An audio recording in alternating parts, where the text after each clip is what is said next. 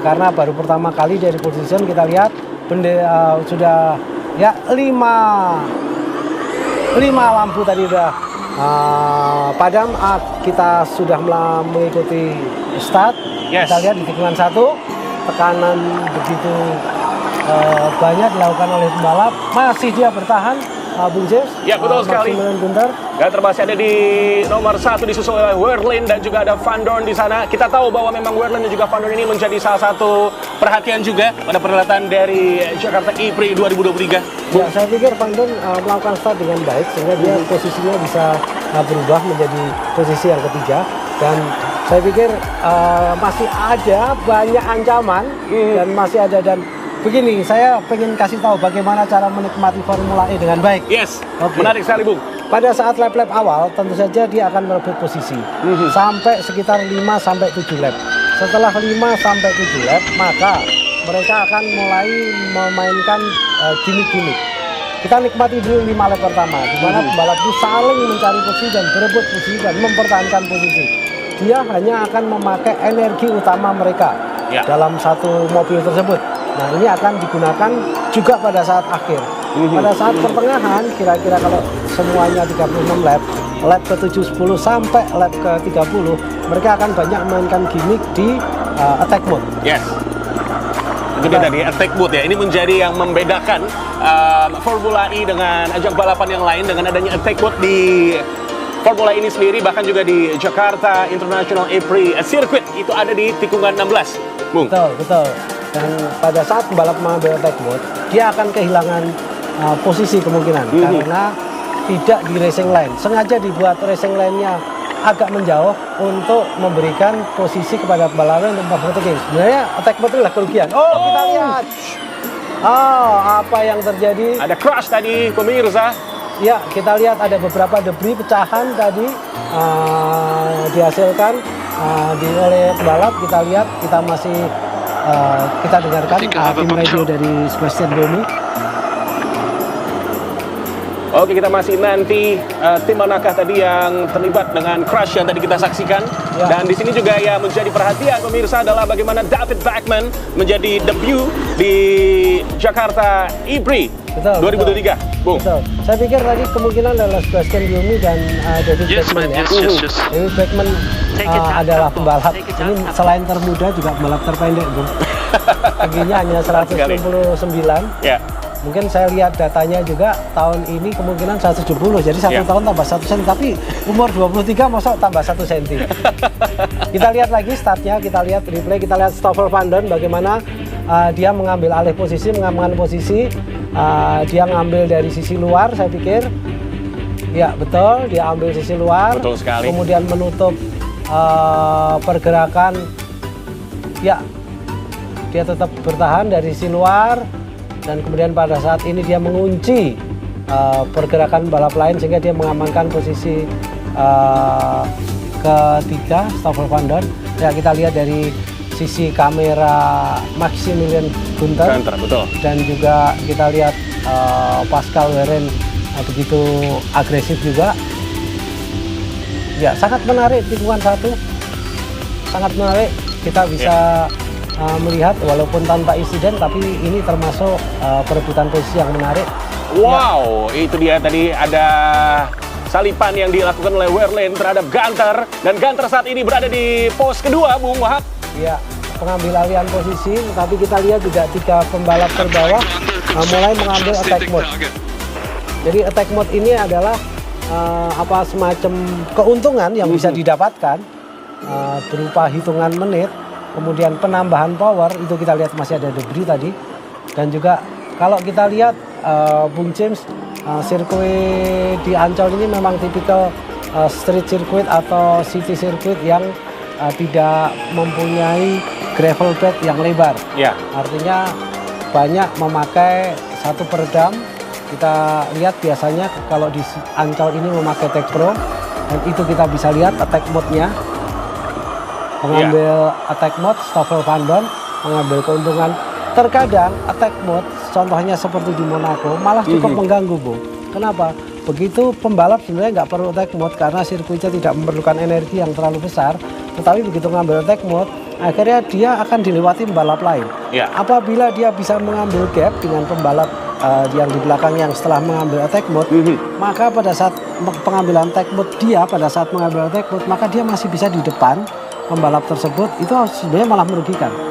Jadi ada balapan-balapan yang sebenarnya attack mode justru merugikan, tapi itu adalah regulasi yang harus dipenuhi. Kemudian Seperti kita lihat itu Bung James Van Dorn mengambil 6+2. Jadi attack mode ini untuk di Jakarta IPRI 2 kali lebih banyak dibandingkan beberapa balapan sebelumnya. Kenapa 2 kali? Karena pihak pihak FIM memperhitungkan atau steward sudah memberikan indikasi pemakaian energi tidak terlalu banyak di Jakarta, sehingga bisa diberikan attack mode yang lebih panjang. Yes, kemudian juga saya mencermati bahwa dari sisi regulasi akan ada yang berbeda atau mungkin sudah dimulai ini di tahun ke-9 dari Formula E, tidak ada fan bus. Ya, betul. Mulai tahun ini tidak ada fan bus.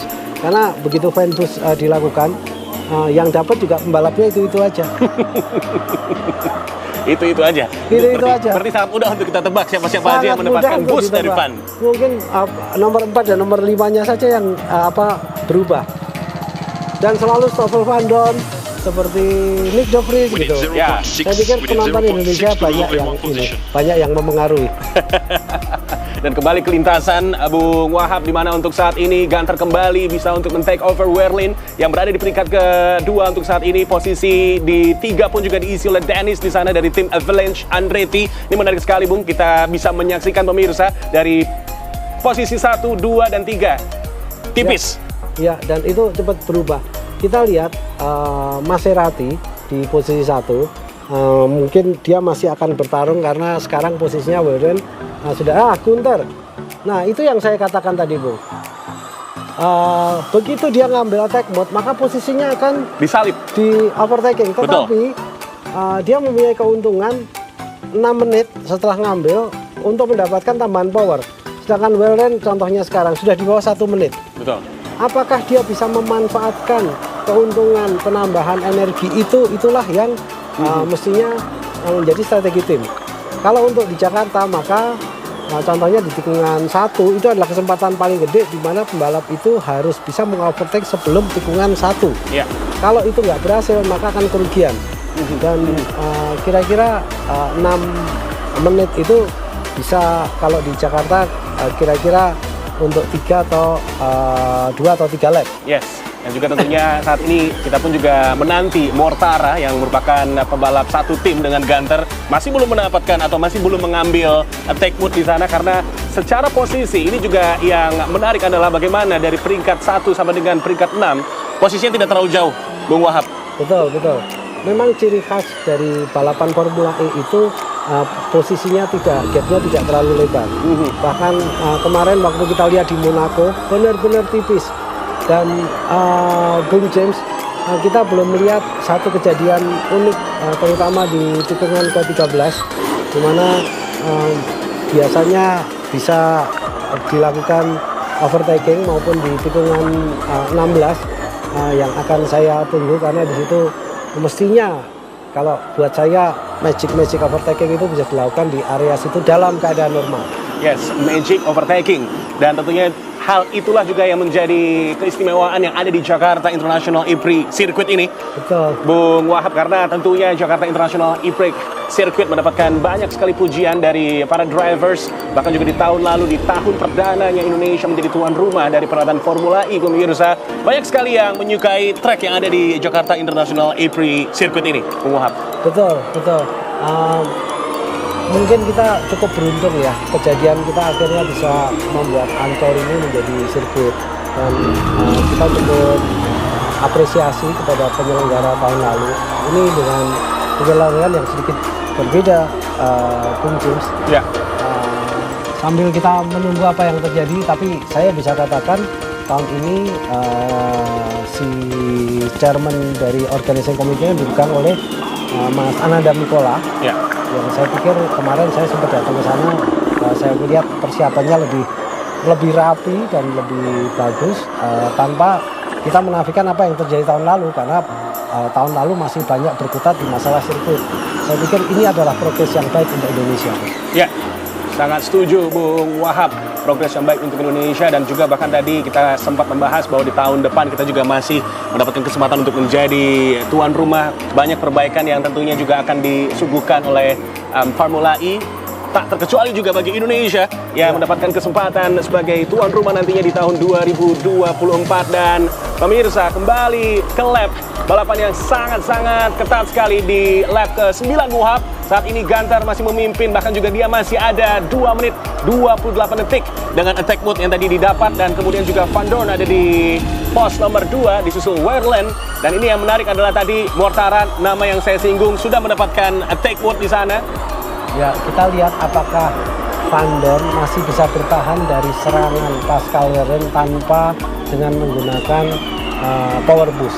Kita lihat masih 4 menit Wehrlein, dan setiap pembalap mendapatkan 2 kali kesempatan. Pilihannya adalah kalau di Jakarta ini adalah 2 menit dan 6 menit, atau 4 menit atau 6-2. Jadi ngambilnya yang mana itu adalah pilihan dari para pembalap dan tim tentu saja. Dan itu sudah diberitahukan di awal dia mau memakai strategi ini. Tidak boleh dilakukan secara seketika atau mendadak. Kita lihat masih bertahan Stoffel Van Dorn terhadap Pascal Wehrlein, dan kita lihat Lux Evans pemenang tahun lalu masih berada di Spenska, di mana kedua mobil tersebut bukan Jaguar atau Powertrain yang sangat diunggulkan di musim ini. Betul, dengan regulasi baru Gentry ini, dua powertrain itu sangat diunggulkan. Ternyata di Jakarta posisi 1 dan 2 tidak dikuasai oleh kedua powertrain tersebut. Baru Pascal Wehrlein ternyata di Jakarta posisi 1 dan 2 tidak dikuasai oleh kedua powertrain tersebut. Baru Pascal Wehrlein di posisi 3 yang menguasai atau mewakili Porsche. Kemudian di posisi 4 adalah Jack Dennis yang juga menggunakan engine Porsche. Kemudian Jean-Eric Vergne atau kita biasa panggil Jeff yang tetap menggunakan mesin DS. Ya.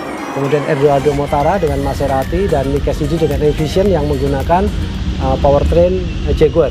Yes. Dan bahkan juga sebetulnya bukan hanya driver saja yang berlomba untuk mendapatkan poin terbanyak, tapi juga tim. Konstruktor, betul. Betul, konstruktor. Di mana nomor 1 saat ini masih dipimpin oleh Envision Racing dengan 182 poin. Disusul di nomor 2 ada Tech Ayo Porsche Formula E Team dengan 169. Dan di peringkat 3 ada Jaguar TCS Racing dengan 156 poin. Bung Wahab. Ya,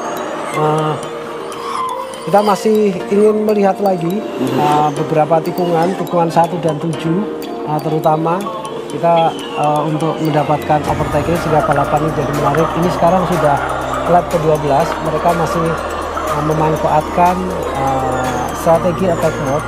Sebelum nanti kita lihat benar-benar apa yang akan terjadi pada lap ke-30 sampai 36. Biasanya disitulah adu strategi yang paling maksimal dilakukan, karena itulah energi baterai manajemen sistem ini kan sangat perlu.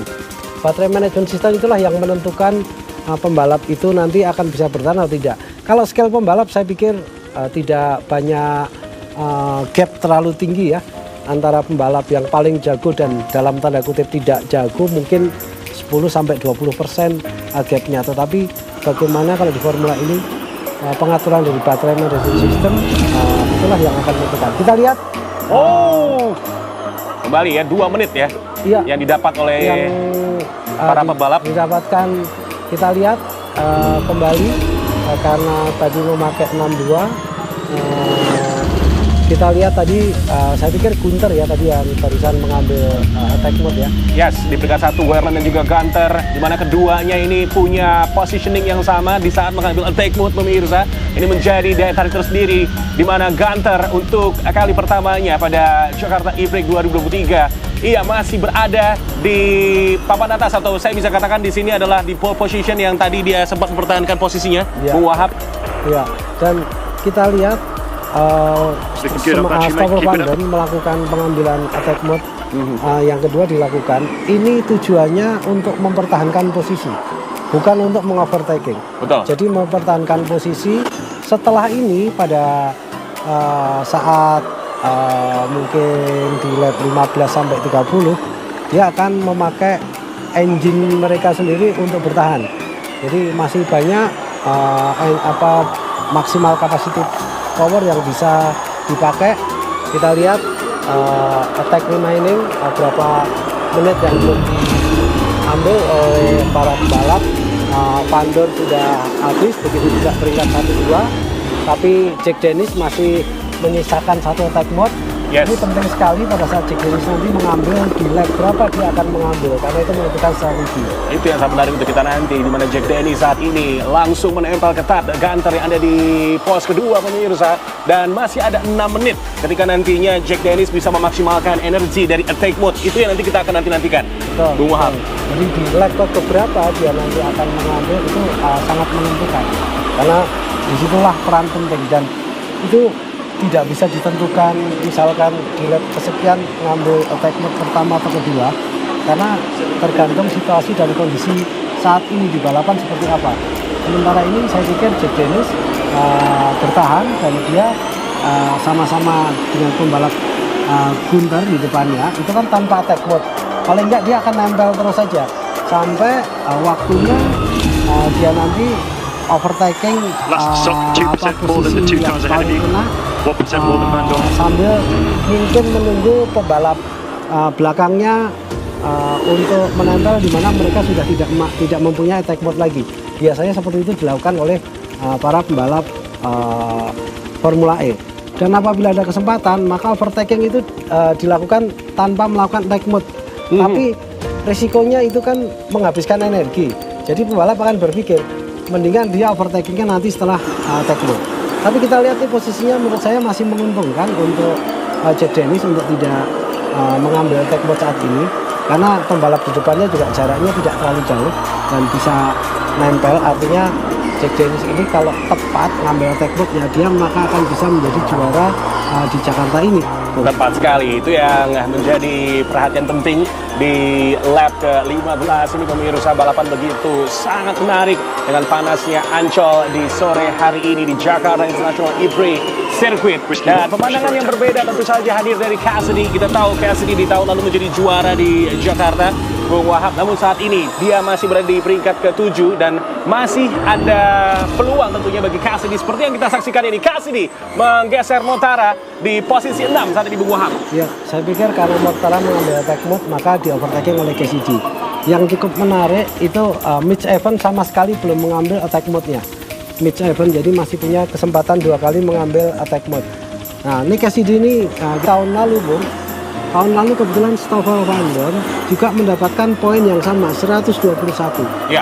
Sama persis yang didapatkan oleh Nick Cassidy saat ini.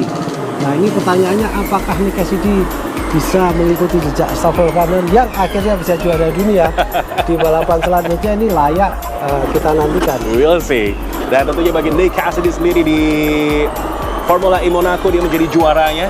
Dan tentu saja di 2 perhelatan Formula E tahun ke-9 Nick Cassidy sudah ada 2 kali juara. Iya betul.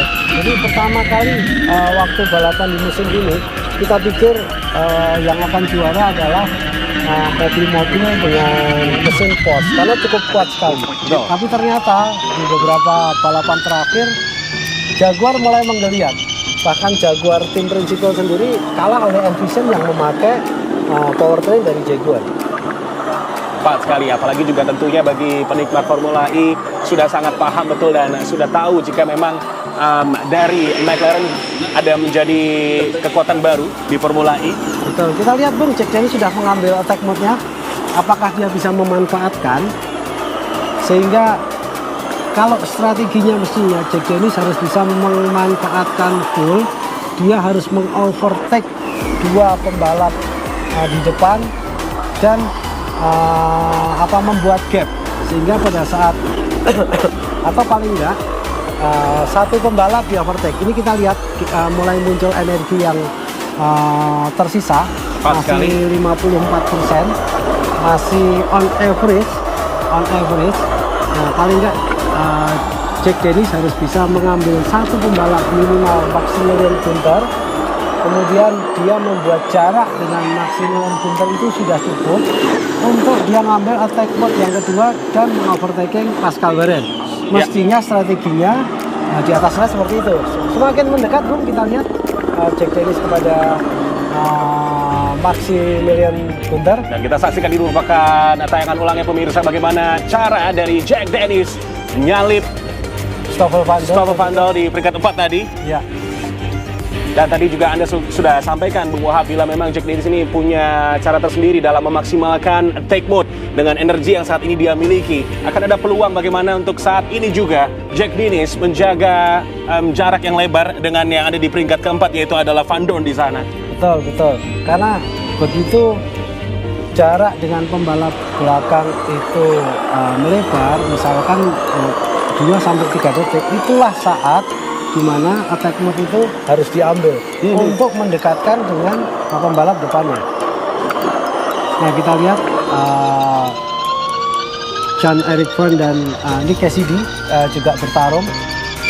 Memperebutkan pos di 4 besar, tentunya ini menjadi tontonan yang juga menarik. Pemirsa ada Cassidy, Vergne dan juga Van Dorn di peringkat 4, 5, 6. Pun demikian juga ada Mortara yang masih menempel di belakang dari Cassidy. Jaraknya tidak terlalu lebar, Bung Wahab. Tentu saja ini menjadi tontonan yang begitu menarik dengan kecepatan yang dilakukan ya oleh Cassidy. Ya, dan saya masih bingung dengan strategi apa yang dilakukan oleh Mitch Evans dari TCS Jaguar.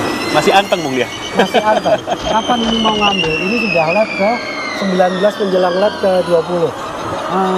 Kadang seperti ini yang kita tunggu apa yang terjadi karena itulah sebenarnya kejutan-kejutan yang menarik akhirnya untuk tidak kita lewatkan. Kita lihat Wenestra juga barusan mengambil dari Nissan, barusan mengambil attack mode. Kita lihat kapan ini Evan mengambil. Karena jika terlalu lama mungkin nanti ya jarak antara Evans dan Mortara ini akan semakin lebar ketika dia belum melakukan tadi ada sundulan lewat ban kiri Cassidy yang mengenai ban belakang kanan Vergne. Ya, wheel to wheel tadi kita lihat terjadi di antara dua pembalap, tapi kedua pembalap juga sudah bisa melanjutkan balapan tanpa adanya kerusakan. Nah, kita lihat ini dari Lucas ini dari Envision Racing pasti akan memberikan satu sukses kepada pembalap. Ya. Karena pembalap juga mungkin It's not fair. Where was I meant to go? Betul. Understood. We're on it. Menarik untuk kita simak pemirsa. He just turned in on me. Ini tadi dia insiden wheel to wheel yang saya sampaikan pemirsa dan nyaris saja tadi kehilangan keseimbangan di Cassidy. Namun dia masih tetap bisa untuk mempertahankan positioningnya. Ya, kita lihat Jack Dennis bisa mengambil posisi sehingga dia sekarang mendapatkan keuntungan, tinggal kapan dia akan mengambil attack mode yang kedua. Betul. Cukup parah saya pikir dan pasti cukup mengganggu dan ini akan memperlebar jarak dengan pembalap di depan kedua pembalap tersebut. Yang cukup diuntungkan pasti adalah Stoffel Van Dorn. Jadi sampai sekarang Mitch Evans juga belum berkembang ya, Betul, saya pikir. betul sekali. Dan ini yang menarik adalah pemandangan yang Anda saksikan pemirsa. Günther yang tadi ada di nomor 1. Kali ini dia berada di nomor 3 di belakang dari Jack Dennis. Sebuah strategi yang begitu ciamik ditunjukkan oleh Dennis pada race di round 10 ini, Bung. Ya, karena begitu balapan di 6 sampai 8 lap terakhir nanti, Bung, para pembalap itu pasti lebih banyak. Ini kan semua tergantung dari strategi manajemen baterainya. Ya. Biasanya mereka akan lebih banyak jor-joran dalam tanda kutip di lap-lap terakhir untuk saling berstrategi siapa yang dan biasanya penghabisan power itu ada di lap-lap terakhir. Yes. Titik darah penghabisannya. Titik darah Bung. penghabisan. Dan kembali ini dia pemandangan yang kita saksikan pemirsa. Di nomor 1 ada Werlin dari tim Tech Air Force, disusul oleh Dennis di nomor 2, dan ini jaraknya tidak terlalu jauh. Ini masih ada peluang bagaimana Dennis tinggal mengatur strategi energi yang nantinya dia bisa lakukan untuk dapat menyalip pos nomor 1 yang dikuasai oleh Werlin di sana pemirsa. Pun demikian juga ada Gunter dan Van Dorn yang jaraknya pun tidak terlalu lebar. Kita masih menanti strategi apa yang akan ditunjukkan oleh Van Dorn dan juga Gunter. Pun demikian di peringkat 1 dan 2, Werlin dan Dennis. Ya, kita lihat juga di data terlihat hasil dari Werlin setelah di awal-awal seri cukup perkasa, tetapi di mulai race ke-5 sampai race ke-9, bahkan dia sempat deadlock finish di race ke-5 dan peringkat tidak begitu bagus, bahkan di 10 pada saat di Monaco kemarin. Ini yang membuat kenapa Nick Cassidy sekarang memimpin balapan. Ya, dan juga tentunya di Ya, Evan seri juga Jakarta ini. ngambil. Oh, ini dia kita nanti pemirsa. Evans dan juga ini menarik juga. Rene Greg, Ras juga. Ras juga ada di sana di peringkat 10 mengambil attack mode. Masih kita nanti, dan kita tahu bahwa Mitch Evans ini menjadi salah satu pembalap yang diunggulkan juga. Betul, karena dia selain memakai mesin Jaguar, dia punya historical yang cukup bagus. Ya, Jadi sampai sekarang posisi satu-satunya yang pernah menang di Jakarta itu adalah hanya Mitch Evans saja. Karena balapan baru sekali, Bang. namun kalau kita bicara prediksi dan juga peluang di round 10 dari Formula E edisi Jakarta kali ini, Bu, tentunya Mitch Evans ini harus bisa untuk melakukan action yang bisa untuk menyalip beberapa drivers di atasnya. Ada Mortara dan juga Cassidy di peringkat 6 dan 7. Ya, saya pikir Tidak mudah pasti ya. pengambilan strategi tadi juga tepat, Yes. karena di belakang Okay, we Evan make it kebetulan adalah teammate-nya Samber, di mana Rene Ras juga mestinya akan kalau itu tim order atau kesepakatan tim, maka dia akan bisa menahan Rene Ras untuk Evans fokus untuk mengambil ke Mortara atau bahkan ke Nick Cassidy. Kita lihat Gunter dan Jack Denny sama-sama 36%. Iya. Mulai mencari peluang di sana, Ya, Dennis. mengambil dari sisi dalam, apakah bisa dimanfaatkan belum juga dapat. oleh Gunter? Dan ini dia, bagaimana ada Gunter yang menintip peluang untuk mengambil dari sisi lebar, Bung. Masih ketat Betul, sekali. betul. Persaingan di peringkat 1, 2, dan 3, pemirsa. Pada saat pembalap melakukan dogfight seperti itu, Bung, maka pembalap yang tidak ikut dogfight itu bisa memanfaatkan karena di tikungan itu carrying speed-nya yang bisa lebih diatur dibandingkan pembalap yang sedang melakukan dogfight. Nah, ini menurut saya menarik ini. Jadi 4 pembalap di depan ini dogfight-nya cukup seru ini saya lihat. Yes, setuju Bahkan sekali. 5 dengan Jean-Eric French dan 6 mungkin Nick Cassidy yang cukup mepet. Berkat tadi pertarungan antara Jack Dennis dan Pascal Wehrlein, Bung James. Betul, betul. Maka pembalap belakang dia saling mepet. Sangat seru sekali pemirsa, di mana di peringkat 5 sampai dengan peringkat kedua secara positioning tidak terlalu lebar, tidak terlalu jauh, dan ini yang akan menjadi warna menarik di Jakarta International April Circuit. Dan Van Dorn maupun juga Verner, satu tim, mereka pastinya ini bahu-membahu, bahu-membahu untuk bisa menjaga konsistensi energi yang mereka saat ini sedang atur, untuk juga menjaga posisi yang saat ini juga mereka sudah dapatkan. Betul, dan baru kali ini Jean-Eric French atau Stade Van Dorn menjadi satu tim ya, dalam satu tim ya, dan statusnya kebetulan dua-duanya ini adalah juara dunia. Tepat sekali. Juara dunia untuk pembalap. Dan kita juga melihat di sini ada perkembangan yang ditunjukkan oleh Avalanche Andretti atau tim Avalanche Andretti melalui Backman di sana, debutan yang tentunya memang tidak mendapatkan target tinggi, akan tetapi experience yang didapatkan oleh Backman ini menjadi aspek penting untuk menghadapi round 11 besok. Betul, betul. Backman ini bisa balapan di Jakarta karena menggantikan Andre Letelier ya. Kebetulan Andre Letelier minggu depan ini kita lihat Nick Cassidy Mengambil attack mode di sana. Ya, kembali tadi Backman ini menggantikan Andre Letelier yang akan mempersiapkan diri untuk balapan endurance WEC Lemang Series 24 jam yang akan berlangsung nanti minggu depan ya, di Yes. weekend depan. Kembali di sini pemirsa, Cassidy dan juga Evans. Keduanya secara jarak tidak terlalu lebar dan tadi kita juga melihat adanya pertukaran posisi antara Mortara dengan Cassidy. Sangat-sangat tipis sekali Bung Wahab. Begitupun juga kita masih melihat dari update saat ini yang ada di peringkat 1 Werlin. Begitu tipis juga dengan Jack Dennis yang ada di peringkat kedua. Ya, dan sampai sekarang apa yang dilakukan oleh Mitch Evans ternyata tidak begitu berhasil ya, karena untuk mendekatinya pun mungkin sudah agak sulit. Apakah Mitch Evans kemarin tadi melakukan pengambilan attack mode hanya untuk mendekatkan, dan saya pikir itu adalah sesuatu yang sia-sia.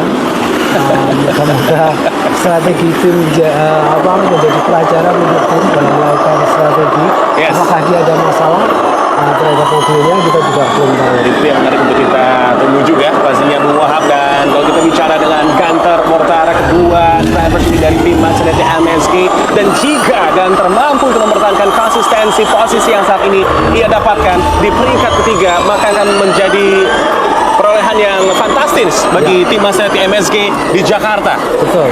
Ini juga sambut Bung James, teammate-nya Evan juga barusan mengambil attack mode untuk 6 menit, jadi attack mode pertama diambil. Tapi strateginya mengambil di akhir-akhir. Apakah ini berhasil juga? Tapi paling tidak jarak dengan Ramirez cukup dekat untuk harusnya di atas kertas atau kewajiban untuk bisa di-overtaking. Ya, sesuai dengan apa yang tadi Anda sampaikan, Bung. Jika gimmick itu akan nantinya kita lihat di lap terakhir, bahkan juga untuk saat ini sudah memasuki lap ke-27 pemirsa. Berarti hanya tersisa ada kurang lebih 8 lap lagi. Ini yang kita akan nantikan seperti apa strategi energi yang akan ditunjukkan oleh tim yang ada di peringkat 1 di sana, diwakili oleh driver Werlin, disusul Jack Dennis, Gunter, dan ada Van Dorn Verning di peringkat 4 dan juga 5. Kalau tahun lalu Bung, kita kalau balapan ini sudah pasti bisa memprediksi akan ada 2 tim yang akan keteteran di saat balapan. Itu hanya tim Mio dan Dragon. Kebetulan Dragon sekarang sudah bertransformasi lagi dengan Ticita. Ticita itu adalah dari Cina, milik Mr. Senguri, dan sekarang ini Ticita juga masih belum kembali ke Formula E kembali, dan mereka merencanakan untuk masuk lagi. Tapi sekarang mereka sudah tidak masuk dalam tim yang kesulitan baterai management system. Tetapi Nio pun juga tahun ini punya beberapa prestasi, terutama pada saat kualifikasi. Artinya di musim ini dengan regulasi atau dengan mobil yang berbeda, baterai management system itu tidak begitu kelihatan gapnya. Tetapi Dan Ticktum pada saat balapan dengan tim Nio dan Sergio Sette Camara masih sedikit agak kesulitan, tapi bukan tim dengan peringkat terakhir seperti tahun lalu. Tepat sekali.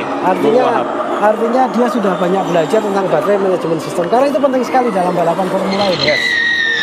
Baterai management system pemirsa menjadi aspek yang penting di dalam perhelatan dari balapan Formula E, dan ini yang juga kita saksikan bersama-sama pemirsa, di mana di posisi nomor 1 Werlin dari tim Take Our Horse masih memimpin, namun kembali lagi di mana dari posisi nomor 1 dengan posisi nomor 3 secara posisi pemirsa memang berdekatan, tapi kita akan menanti seperti apa nantinya strategi yang akan dilakukan oleh Dennis, begitupun juga Gunter untuk bisa take over dari masing-masing posisi, Bung. Karena jaraknya tidak terlalu lebar di sana. Kita saksikan dari atas, dari ketinggian. Ini sangat-sangat seru sekali pemirsa.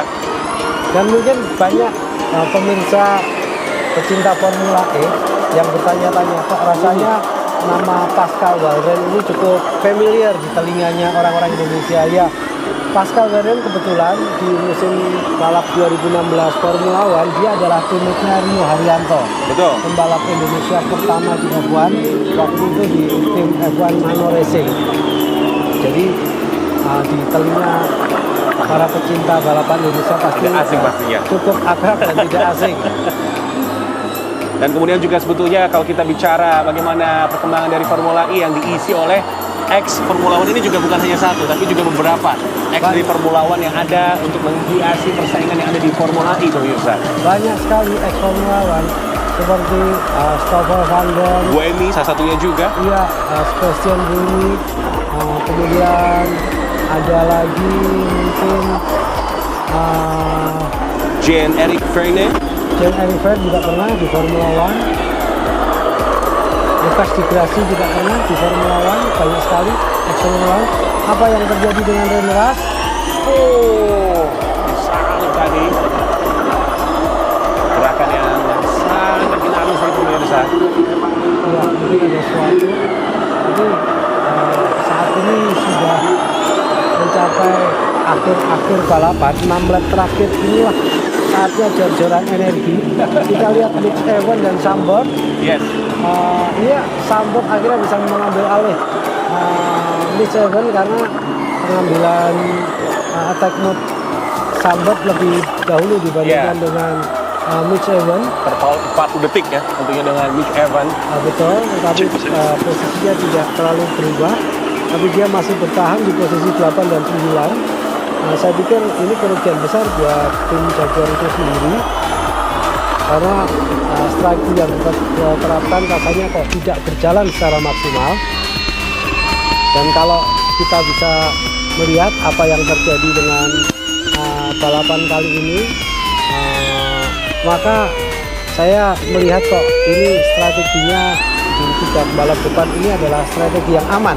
Ya, mencari aman. Mencari aman. Yang itu juga tadi saya lihat bagaimana pemirsa dari posisi nomor 1 Wehrlein yang disusul oleh Dennis di posisi nomor 2. Dennis masih belum bisa untuk mencari peluang untuk melakukan selipan di sana. Saya pikir begini Bung, kalau sudah dalam keadaan kayak gini, maka pembalap yang di belakang hanya akan menunggu kesalahan pembalap depannya. Ya. Kalau sudah dengan kekuatan yang sama, dengan posisi tenaga atau energi yang sama, hampir di semua balapan ya dalam keadaan sama-sama imbang, maka yang dilakukan hanya bisa menempel. Kalau memang ada kesempatan untuk mengovertaking dengan yakin baru akan dilakukan, tapi dia tidak mau ngambil risiko yang dilakukan. Ini Rene Rast yang terjadi, mungkin kita spin sekali terjadi Rene Rast, makanya dia kehilangan banyak posisi. Nah, kembali tadi apa yang harus dilakukan? Hanya menunggu kesalahan pembalap depannya saja. Ya. Karena kalau enggak dia juga akan rugi poin dan akan mempertinggi risiko saya pikir. Nah, ini yang terjadi di 3 pembalap depan. Dan kita lihat di sini konsistensi ada juga Wehrlein di sana. Betul. Dan jaraknya juga udah agak lebar 1,9 antara pembalap ketiga dan keempat. Ya. Dan untuk pembalap DS, Stoffel Vandoorne maupun Jeff, saya pikir pencapaian 45 misalkan itu nanti terjadi di akhir, itu juga cukup merupakan pencapaian yang sangat bagus. Yes. Kita lihat Mitch Evans sudah mengovertaking Zandvoort karena Zandvoort juga pas pada posisi mengambil attack mode yang kedua. Tadi Zandvoort attack mode yang pertama. Betul. Mitch Evans yang kedua. Mitch Evans yang kedua. Sekarang ini Zandvoort baru yang kedua untuk attack mode-nya yang 2 menit. Dan jaraknya sangat lebar 10,8, hampir dapat dipastikan akan sulit sampai akhir lap untuk mengovertaking 8 ke 7 kecuali ada kejadian yang luar biasa. Yes. Dan jarak antara pembalap ketiga Quinter dan Stoffel Vandoorne juga semakin lebar, sekarang menjadi 2,1 detik. Betul sekali, bahkan juga tentunya jarak dari posisi 5 dengan 6, bahkan juga Cassidy tentunya untuk di round 10 ini tidak ada peluang lagi bagi Cassidy untuk mempertahankan gelar juara yang ia dapatkan di tahun lalu. Dan ini yang menarik adalah bagaimana jika Wehrlein mampu untuk mempertahankan konsistensinya, maka akan menjadi sebuah penghargaan yang presisius bagi Wehrlein di round 10 tentunya di Formula E Jakarta 2023. Iya. Tahun lalu kebetulan Mitch Evans ya yang sekarang di posisi 8, 98% energi, dan tadi sudah ada notifikasi bahwa tidak akan ada tambahan lap karena tidak ada. Jadi tambahan lap itu terjadi bila ada safety car keluar. Betul. Jadi tahun lalu atau musim lalu balapan itu adalah formatnya 45 menit plus 1 lap, Bu. Jadi kita bisa prediksi kenapa? Karena di balapan Formula E tidak bisa seperti regulasi seperti balapan yang lain. Karena one day format, kalau nanti balapan mundur, apa yang terjadi? Ada satu pebalap Mitch pemirsa, Evans. Mitch. Oh, Evans. sayang sekali Mitch Evans. Dia kehilangan poin di saat-saat penting, Mitch. Pemenang tahun lalu. Mitch Evans. Oh, slip terjadi. Sehingga dia kehilangan traksi di tikungan dan mobilnya melintir. Sungguh sangat disayangkan. Satu Pas tim, tadi Mitch Evans, satu tim. betul, satu tim itu sungguh sangat merugikan, sangat-sangat merugikan. Sungguh sayang sekali. Evans saya pikir sudah tidak bisa melanjutkan race-nya. Yes, Wahab tinggal satu lap tersisa. Pemirsa RCTI Sport dimanapun Anda berada, pemandangan yang kita masih saksikan adalah bagaimana konsistensi yang ditunjukkan oleh Wehrlein di posisi 1 disusul oleh Jack Dennis dan juga Max Gunter dari tim Maserati MSG. Ini akan menjadi sebuah prestasi yang luar biasa. Kita mulai dari Gunter, Bung, karena memang di edisi Jakarta ini Gunter mampu untuk mengawali pole position nomor 1, walaupun mungkin tidak menjadi juara pertamanya, akan tetapi dengan peringkat yang masuk pole position peringkat 3, ini menjadi sebuah pencapaian yang prestisius bagi Gunter. Betul. Dengan 1 lap 4%, saya pikir ini sudah lebih dari cukup. Kita lihat bahkan ada musim di mana Pascal Wehrlein akhirnya gagal untuk mendapatkan poin karena kehilangan baterai. Dan ini masih ada kesempatan untuk Jack Dennis, apakah dia bisa mengovertaking Pascal Wehrlein di saat-saat akhir beberapa tikungan. Ini saat-saat krusial tentunya bagi setiap drivers, pemirsa. Kita sudah memasuki final lap. Ada Wehrlein di sana yang tersisa 1% energi, dan ini yang menjadi daya tarik tersendiri, Bung, dari Formula E. Kita bisa mengetahui energi dari setiap drivers, dari setiap tim, dan tentunya kita masih menyaksikan persaingan yang ada di posisi 1 sampai dengan 3 tetap mempertahankan konsistensi dari Wehrlein. Ya, Wehrlein juga tidak bisa memacu secara maksimal karena dia harus bertahan supaya ada regeneration dari baterainya supaya bisa menambahkan energi yang masuk. 0,8%. Apakah dia bisa mencapai finish? Kita saksikan, Ini pemirsa. sangat menarik. Sangat menarik. krusial, Bung Wahab. Di mana Dennis masih menempel dengan 1% di sana. Akankah Wehrlein mampu Tikungan mempertahankan terakhir. posisi? Ini dia tikungan terakhir. Wehrlein di posisi 1, di belakangnya ada Dennis. Iya. Oh, sebuah pencapaian yang prestisius didapatkan oleh Wehrlein. Kegembiraan dari tim dan Wehrlein, pemirsa, karena ini menjadi perolehan yang sangat luar biasa dari tim Wehrlein, Bu.